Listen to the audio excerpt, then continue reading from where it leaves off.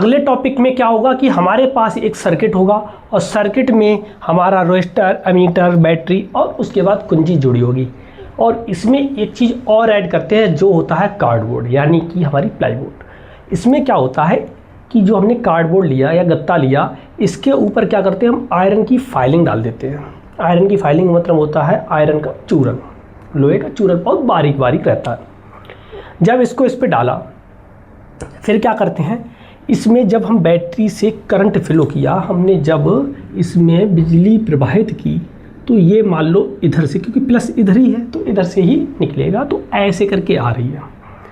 अब जब ये करंट आ रही है तो आने के बाद ये जो कार्डबोर्ड पर आयरन फाइलिंग थी, ये क्या है कि हमारी इस तरह से ये बनने लगी कि ऐसा लगा कि हमें ये सर्कल्स हैं, और ऐसे सर्कल्स हैं जिनका सेंटर बिल्कुल बीचों बीच।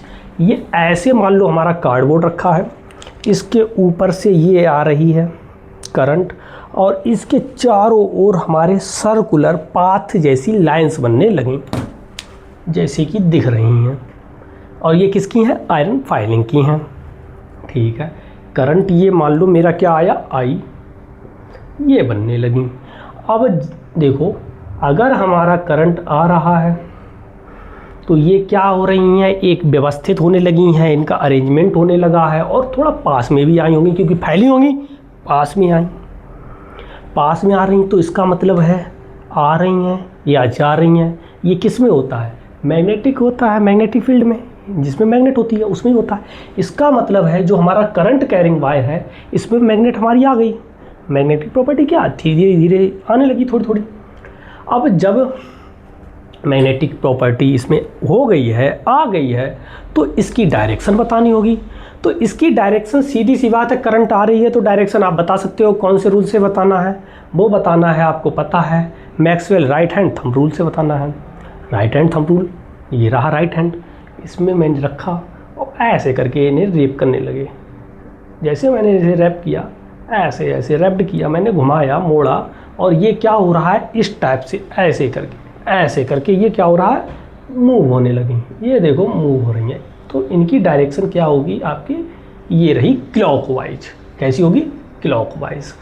क्योंकि आपको मैंने एक बार फिर बताया था कि अगर मेरी डायरेक्शन नीचे की साइड है तो जो हमारी मैग्नेटिक फील्ड की डायरेक्शन होती है वो हमारी क्लॉकवाइज होती है, और अगर हमारी करंट की डायरेक्शन अपवर्ड है, सीधी है, ऊपर की तरफ है, तब जो मैग्नेटिक फील्ड की डायरेक्शन होती है वो हमारी एंटी क्लॉकवाइज होती है। वही यहाँ पर देखो दिख भी रहा है, और जो दिख रहा है वही सारा का सारा यहाँ पर लिखा भी है। ये आपका क्वेश्चन 2023 में, 25 में और भी कई बार पूछा है। साथ में इसके हमारा Maxwell right hand thumb rule भी पूछा है। तो दोनों चीज़ें अगर आप याद कर लेते हो तो आपके 5 नंबर पक्के हो जाएंगे। याद कैसे करना है वो मैं बताता हूँ। देखो क्या करना है, आपको पता है कि मैंने एक कार्डबोर्ड लिया, इसमें मैंने बैटरी सब जोड़ के पूरा सर्किट में जब मैंने इसमें करंट फ्लो किया तो ये हमारे कंसेंट्रिक सर्कल्स बनने लगे, और कंसेंट्रिक सर्कल्स बनने लगे हैं, इसमें मैग्नेटिक फील्ड उत्पन्न हो गया है, प्रोड्यूस हो गया है। और अगर मुझे इसकी डायरेक्शन देखनी है तो उसकी डायरेक्शन मैं देख सकता हूँ Maxwell right hand thumb rule से देख सकता हूँ। यही सारा यहाँ पर लिखा भी है। देखो, when electric current flows through uh straight conductor, straight conductor से क्या हो रहा है, करंट फ्लो हो रहा है, तब क्या हो रहा है, magnetic field is produce. Magnetic field क्या हो रहा है, प्रोड्यूस होने लगा अराउंड इट, इसके चारों ओर, in the form of concentric circular lines. Concentric circular lines इनके तौर पे ये होने लगा है। The direction is given by the right hand thumb rule. अगर हमें आपको मैग्नेटिक फील्ड की डायरेक्शन देखनी है तो राइट हैंड थंब रूल से देख सकते हैं मैक्सवेल के। ठीक है, ये तो बात ठीक है।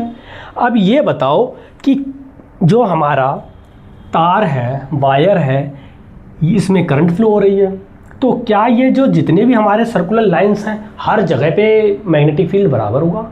नहीं, ऐसा नहीं होता। सीधी सी बात है, ये हमारा वायर है, वायर के सबसे पास में ये वाला सर्कल है, देखो मैं, ये वाला पास में है, तो सीधी सी बात है जितना ज़्यादा पास उतना ज़्यादा प्रेशर, तो सबसे ज़्यादा अट्रैक्शन इस पे होगा, यानी कि सबसे ज़्यादा मैग्नेटिक फील्ड इसमें है, उससे कम इसमें है, उससे कम इस वाले में है, और सबसे कम इस लास्ट वाले में है।